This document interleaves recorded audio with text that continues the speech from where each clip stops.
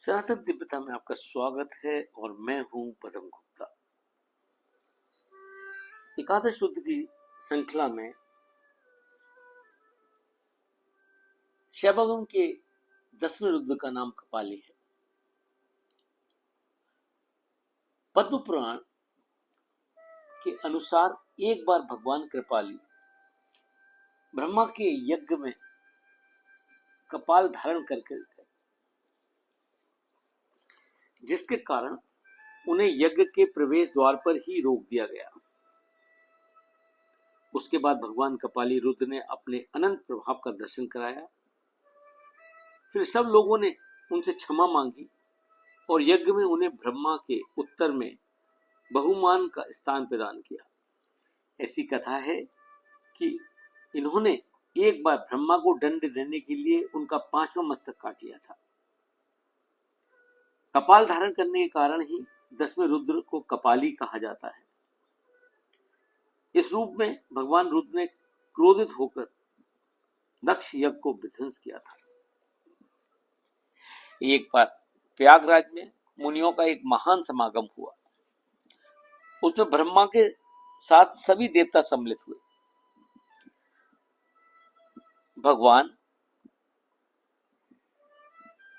कपाली रुद्र भी वहां उपस्थित थे। पीछे से प्रजापतियों के पति दक्ष प्रजापति भी उस सभा में आए। उन्हें देखकर सभी लोगों ने उठकर उनका सम्मान किया। केवल आत्माराम रुद्र अपने आसन पर ही बैठे रहे।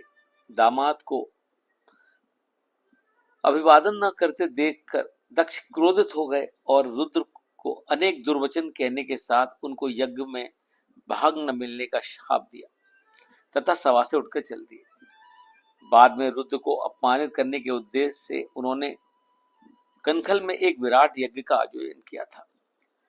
उस यज्ञ में उन्होंने सभी देवताओं को आमंत्रित किया, केवल भगवान रुद्र को नहीं बुलाया।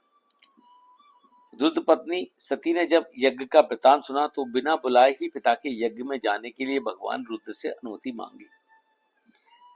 भगवान रुद्र के समझाने पर भी उन्होंने यज्ञ में वहां जाने का हट नहीं छोड़ा। फिर भगवान रुद्र ने उन्हें राजोचित ठाट बाट से अपने मुख्य गणों के साथ दक्ष यज्ञ में भेज दिया। यज्ञ में रुद्र का भाग न देखकर सती दक्ष के साथ वहां उपस्थित सभी लोगों की जमकर कड़ी भत्सना की और दक्ष के द्वारा उत्पन्न अपने शरीर को योग अग्नि में भस्म कर दी। उधर जब भगवान कपाली रुद्र को यह दुखपूर्ण संवाद मिला तो उन्होंने क्रोधित होकर अपनी एक जटा उखाड़कर पत्थर पर पटक दी, जिससे उसके 2 टुकड़े हो गए। एक टुकड़े से पलायग्री के समान बीधवृत प्रकट हुए और दूसरे से महाकाली प्रकट हुई। इन दोनों ने भगवान कपाली रुद्र की आज्ञा से दक्ष यज्ञ का विध्वंस कर दिया। इनके सामने देवता मुनि कोई भी नहीं ठहर सके। कुछ धराशायी हो गए और कुछ के अंग भंग हो गए। वीरभद्र ने दक्ष के सिर को काटकर महाकाली को सौंप दिया। महाकाली उससे गेंद के समान खेलने लगी और बाद में उसे यज्ञ कुंड में डाल दिया। दक्ष सहित दक्ष यज्ञ को नष्ट करके वे दोनों भगवान कपाली रुद्र के पास लौट आए। इसके बाद सभी देवतागण ब्रह्मा और विष्णु के साथ भगवान कपाली रुद्र के पास गए।